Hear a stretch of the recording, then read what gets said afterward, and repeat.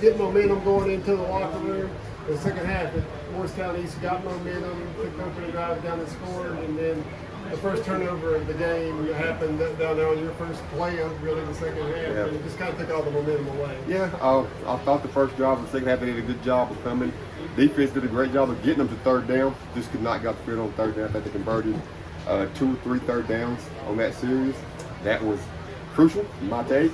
We needed to go down and score again, get in position to make it a 6-point game. Unfortunately, they went down and scored, and when our first turnover, and all of a sudden we went from 14 down, 13 down to 27. That's the big play in that ball game there in the first half. You made some really good adjustments. The offensive line was really having a hard time blocking them up front. They were sending more than you wanted, but you made some good adjustments. Just brought one wide receiver into the ball game, moved the football on the ground, and got that touchdown to cut it to 7 points. Yeah, I thought that was a big adjustment by the offensive staff to make that adjustment right there at that point in time in the game. Got a little momentum going. Felt like we had some good adjustments at halftime, and then had the turnover, and then all of a sudden it just changed everything for us to be down 27. Obviously, we've struggled offensively most of the season, and that's just not a good place for us to be. I was going to just talk about those third down conversions, man. It almost feels like when you're in that kind of situation, you got to play almost flawless football to get off the field and play catch up with them. Yeah, and it was. I mean, and I give them credit because one of the throws that the quarterback made on the deep out was, I mean, he only put that in one spot, and he did it. The receiver got his feet down. Great play by them. So they deserve some credit in regards to that. I mean, again, we made some good adjustments at halftime to get them to go to third downs. I don't think there were many third downs in the first half because we couldn't really slow them up. Then we got them in those positions. We just couldn't make the play to get off the field. Yeah, I think at one point in time they were 6 or 7 I on third down. think they finished the night 6 or 7 on third down. Yeah, it was hard. It was trying to get off the field, like you said. Yeah, that's a recipe for disaster. Obviously, you turn over the ball right there deep in your territory, and gave them several short fields, and they converted the plays they had to convert, and they made it. Good Morristown East squad, no doubt about it. But the team hung in there. They were spirited tonight. They were ready to play this football game. It's just Morristown East a good football team. Yeah, they're a really good team. Offensively, it was one of the best things we faced all year.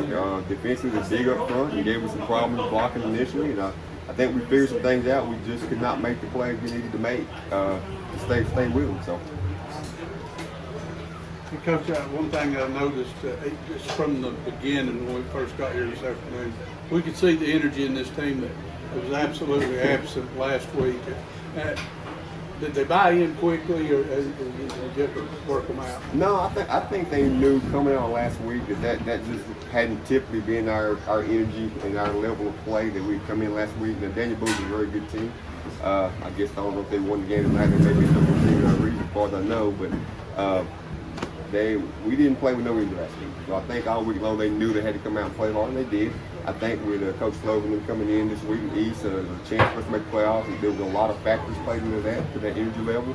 And we kind of beat it into them too this week. They had to come out and play harder than they did last week, or else, it was going to be 42 points scored in the first quarter if we did something like that. So. Yeah, I think they really stepped up. We said early, they got to have energy, they got to have effort. And they come out with both, yes. And never laid down. They played to the very last play here.